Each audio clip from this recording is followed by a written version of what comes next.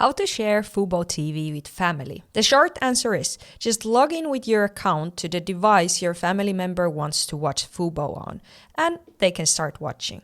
How many devices can you stream at the same time? Currently, you can stream from 10 devices at the same time on your home network, plus 3 streams outside the home using mobile devices or web browsers. So it's total 13. Can you stream Fubo from multiple locations?